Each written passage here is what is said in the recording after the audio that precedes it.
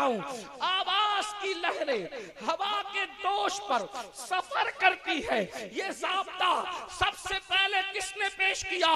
तो आपको मैं बताऊं, वो कोई और नहीं था, वो आबिदे बीमार सैयदे सज्जाद मज़लूम करबला अली के मुर्तज़ा का पोता इमाम हुसैन का बेटा अली इब्ने हुसैन इमाम ज़ैनुल आबिदीन ने सबसे पहले इस ज़ाब्ते को पेश फरमाया।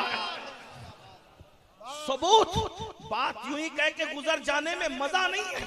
सबूत, आओ सबूत पेश करते हैं। सबूत क्या है? जब करबला की सरजमीन पर सब शहीद हो गए, खैमे जल गए, सैयदा सकीना के चेहरे पे तमाचे लगा दिए गए, लाशों पे घोड़े दौड़ा दिए गए, लाशों को टुकड़े टुकड़े कर दिया गया, तो उस वक्त इमाम ज़ैनुल आबिदीन ने मातम नहीं किया, बाल नहीं नोचे, गालों पे तमाचे नहीं लगाए, बल्कि आप अपने नाना जान को पुकारते हैं, मुस्तफा जाने रहमत को पुकारते हैं, लेकिन काशिफ के तौर पर भेजे किसको ताकि अपना पैगाम अपने नबी को पहुंचाए। तो इमाम ज़ैनुल आबिदीन ने कबूतरों को नहीं बुलाया, कौवों को नहीं बुलाया, चिड़ियों को नहीं बुलाया, आसमान को नहीं कहा, जमीन को नहीं कहा, बल्कि इमाम ज़ैनुल आबिदीन किसको कहते हैं? जरा गौर करे। इमाम ज़ैनुल आबिदीन कहते हैं, पढ़े लिखों की तवज्जो चाहता हूं, कहते हैं इन्नल तिया रिहस सबा यौमन इला अर्दिल हरम बल्लिग सलामी रौदतन फीहन नबीजिल मोहतरम। ऐ हवा इधर आ, अगर तेरा गुजर मदीने की तरफ हो तो मेरे नाना को मेरा पैगाम पहुंचा देना। वाह भाई, जिंदाबाद जिंदाबाद, नारे तकबीर, नारे रिसालत, मसलके आला हजरत सादात इकराम हुजूर सैयद अमीनुल कादरी साहब किबला, हुजूर सैयद सलीम मियां साहब किबला। बहुत अच्छा पैगाम। आवाज की लहरें हवा के दोष पर सफर करती है। सबसे पहले ये ज़ाब्ता अगर किसी के कलाम से जाहिर हो रहा है तो वो मौला अली के पोते बाबे मदीनतुल इल्म के पोते अली इब्ने हुसैन इमाम ज़ैनुल आबिदीन के कलाम से जाहिर हो रहा है। अब मुझे बताओ, साइंस जिसको कहते हो वो उसके सोते जो है वो कुरान मुकद्दस की आयतों से फूटते हैं। एक बात मैं आपके सामने और अर्ज कर दूं, आज पूरी दुनिया के अंदर तहकीक और रिसर्च हो रहा है कि जो दो दरिया आपस में मिलते हैं, मिलने के बाद एक का पानी मीठा है, एक का पानी खारा है, एक गदला है, एक साफ है, लेकिन दोनों मिलते वक्त मिसाल के तौर पर जहां गंगा और जमुना को आप मिलते हुए देखें तो वहां भी ये मंजर आप महसूस कर सकते हैं। लेकिन बाज़ाब्ता तौर पर डरबन की सरजमीन पर जो है वो केप टाउन के इलाके में आप ऐसा समुंदर देखेंगे कि अल्लाह अकबर, दोनों का कलर अलग अलग है और दोनों एक साथ मिलते हैं, लेकिन दोनों मिल नहीं पाते और दोनों की मुलाकात आपस में हो नहीं पाती। मिल के बहते हैं लेकिन पानी एक दूसरे के अंदर जो है जम नहीं होता, मिक्स नहीं होता, हुलूल नहीं करता, जबकि पानी की फितरत में हुलूल करना है। तो ये राज क्या है? ये राज आज तक दुनिया की कोई किताब बता नहीं सकी। अगर ये कोई किताब बता रही है वो सिर्फ अल्लाह की किताब कुरान कहता है, मरजल बहरैन यल्तक़ियान बैनहुमा बरज़खुल ला यबग़ियान। अल्लाह फरमाता है ये दो दरिया साथ मिलते हैं, आपस में हुलूल नहीं करते। वजह क्या है? वजह यह कि अल्लाह ने उनके दरमियान एक पर्दे को हायल कर दिया है, एक झिल्ली को हायल कर दिया है। इसी तरह एक आखिरी बात इस ज़िम्न में कहकर आगे बढ़ूं और एंड की तरफ चलते हैं। अल्लाह अकबर, फिरौन की मम्मी जो है, फिरौन के लाशा जो है वो दुनिया के अंदर मौजूद है, म्यूजियम के अंदर। याद रखें, आपको पता है फिरौन की लाश दरिया में डूबी है, दरिया में गर्क हुई है और उसके बाद जो है वो लाश म्यूजियम में है। एक बात आपसे पूछूं, फिरौन की लाश अगर दरिया में डूबी है या फिरौन दरिया में डूब करके मरा है, तो जो दरिया में डूब करके मरता है उसकी लाश बाहर नहीं आती।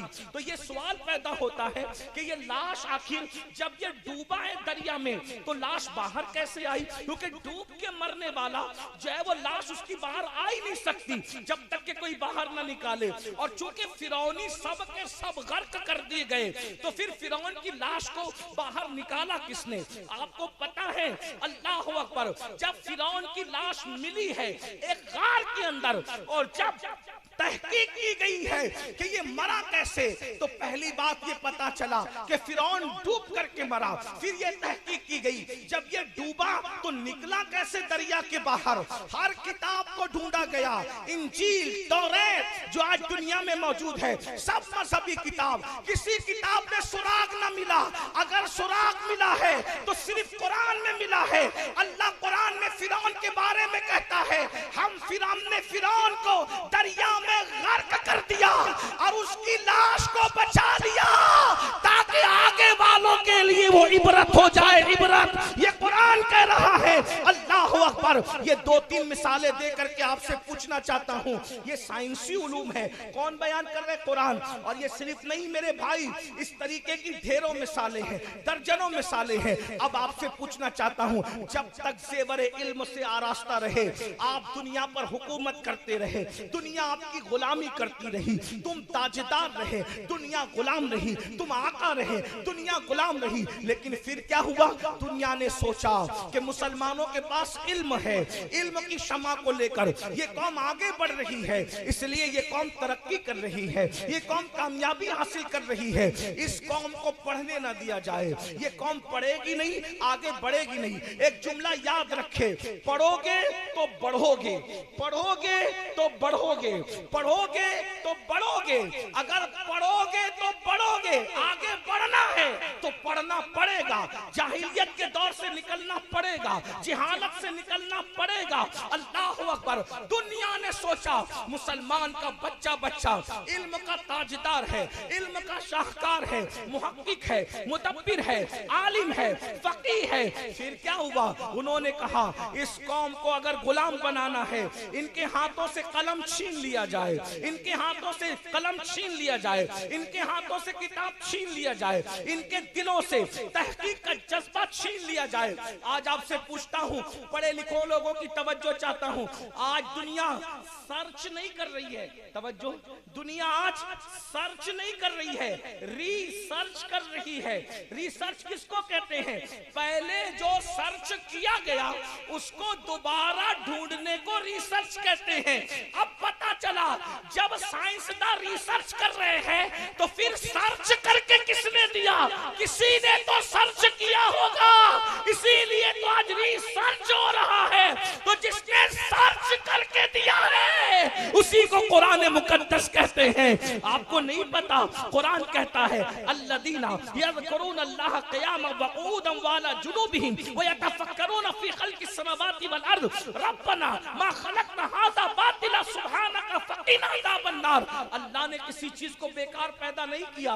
ये आयत मुबारका का आखिरी हिस्सा बता रहा है। पता चला सूरज का मामला इस्लाम बयान कर रहा है, चांद का मामला इस्लाम बयान कर रहा है, सितारों की अंजुमन इस्लाम बयान कर रहा है, गैलेक्सी का निजाम इस्लाम बयान कर रहा है। आपको नहीं पता इतनी बड़ी सुबह आती है, रात कहाँ चली जाती है, रात आती है, सुबह कहाँ चली जाती है। आपको पता है किसानी का हुनर कुरान बयान कर रहा है, पौधों का तसव्वुर कुरान बयान कर रहा है, शफक का जमाल कुरान बयान कर रहा है, उफक की सुर्खी कुरान बयान कर रहा है, दरियाओं की रवानी कुरान बयान कर रहा है, समुंदर की मौजें कुरान बयान कर रहा है, कश्तियों का चलना कुरान बयान कर रहा है, रात का आना जाना कुरान बयान कर रहा है, दिन का आना जाना कुरान बयान कर रहा है, सूरज कहाँ डूबता है कुरान बयान कर रहा है, सूरज कहाँ से निकलता है कुरान बयान कर रहा है, पहाड़ों की बुलंदी कुरान बयान कर रहा है, कहाँ तक घुसे नीचे कुरान बयान कर रहा है,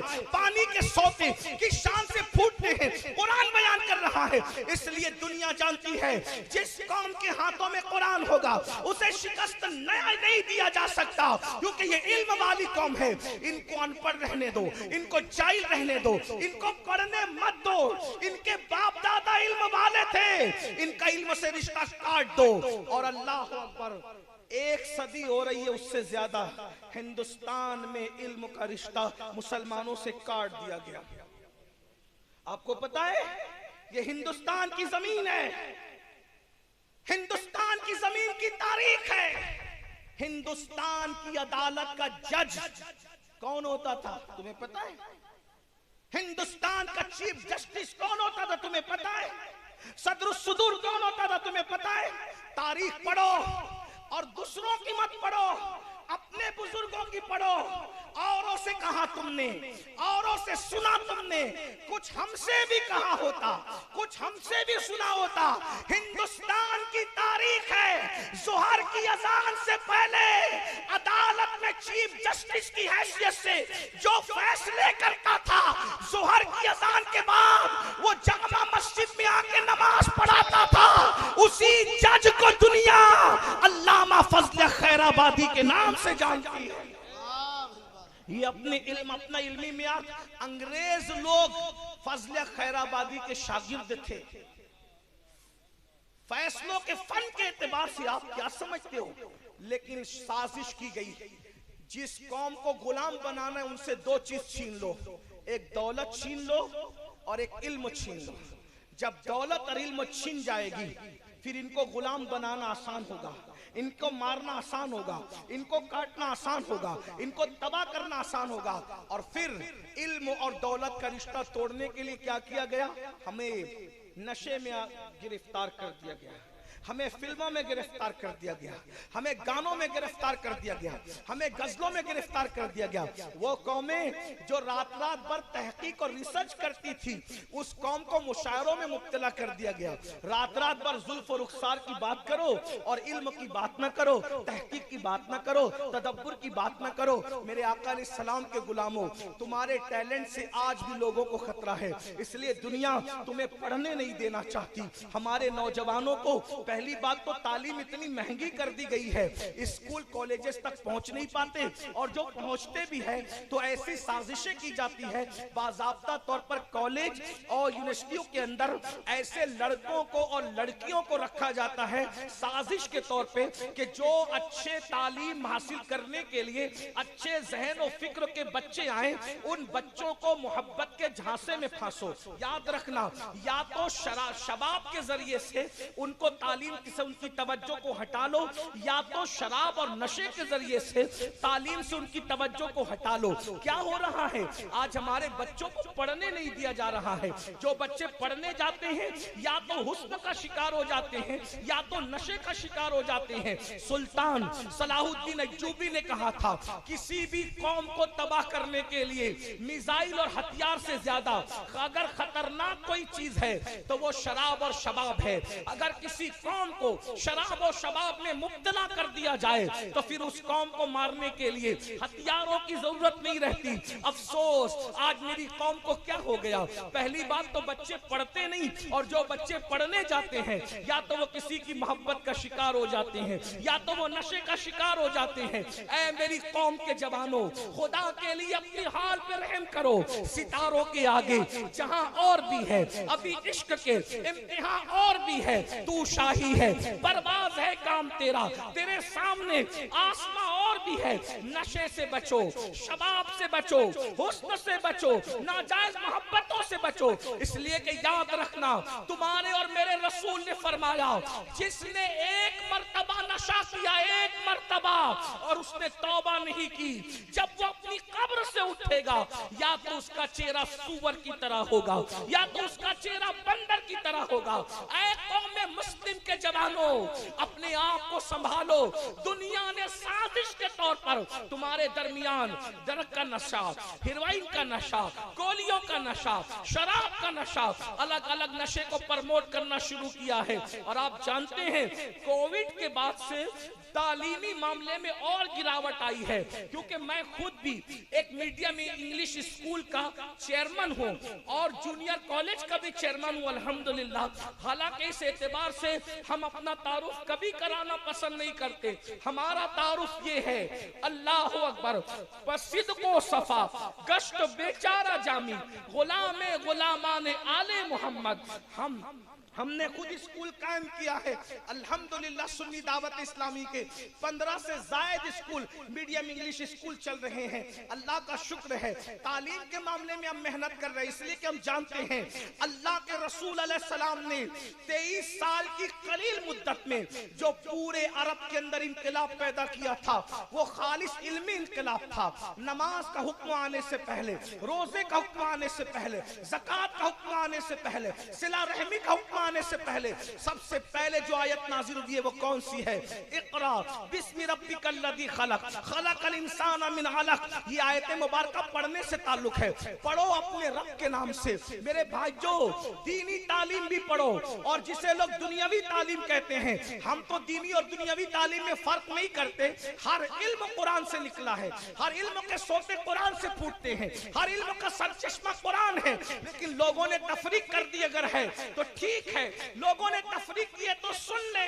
दीनी तालीम भी हासिल करो और दुनियावी तालीम भी हासिल करो, और दीनी तालीम भी अपने बच्चों को दो और दुनियावी तालीम भी दो।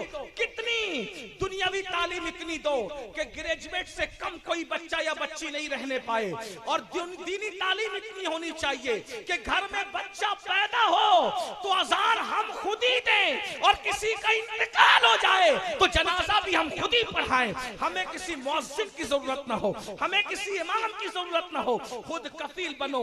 मगर हालात इल्मी गिरावट के ये है, हम इतना इल्मों से दूर हो चुके हैं कि दीनी इल्म की गिरावट का हाल ये है, अल्लाहु अकबर, कि घर में बच्चा पैदा होता है तो भी कहते बुलाओ मौलाना को, बुलाओ मुअज्जिन को, बुलाओ पीर साहब को। क्यों? घर में बच्चा पैदा हुआ तो अजान देने की औकात नहीं है, और बाप मर जाए तो नमाज़े जनाजा पढ़ना नहीं आती। कैसे मुसलमान हो? अल्लाहु अकबर।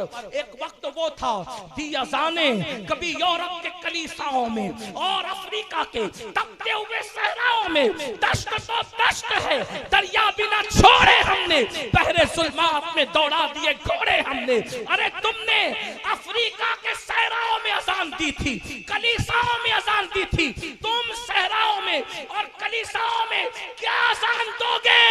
अब तो तुम अपने घर में अपने बच्चे के कान में अजान देने की सलाहियत नहीं रखते। कहते हो तबाही की वजह क्या है? तबाही की वजह यह है, कल तक तू कलीसिया में अजान दे रहा था, अब तू अपने घर में अजान देने की सलाहियत नहीं रखता। अल्लाहु अकबर। जिस कौम का हाल ये हो कि अपने बाप का जनाजा खुद ना पढ़ सके, वो कौम कैसे तरक्की कर सकती?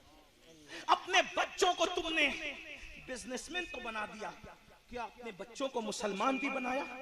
कितना कम नसीब है वो बाप कि सारी दुनिया जनाजा पढ़े और उसका बेटा उसका जनाजा न पढ़े, तो तुम्हारी जिंदगी पर तूफ अफसोस है। कमा तदीन तुदान। बच्चा पैदा हुआ तो बाप कान में अजान देने के काबिल न था, और बाप मर गया तो बेटा जनाजा पढ़ने के काबिल न था। ये हाल है।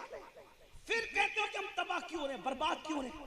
कम से कम इल्म दीन इतना सीखो, इतना इल्म दीन सीखो, और अपनी बच्चियों को के इल्म का माहौल ये हो, इल्म का माहौल कि घर में बच्चा पैदा हो तो अजान हम देंगे, फातिहा हम करेंगे, कुर्बानी हम करेंगे। माज़अल्लाह में उलमा से दूर करने की बात नहीं कर रहा, मैं आपको खुद कफील होने की बात कर रहा हूं।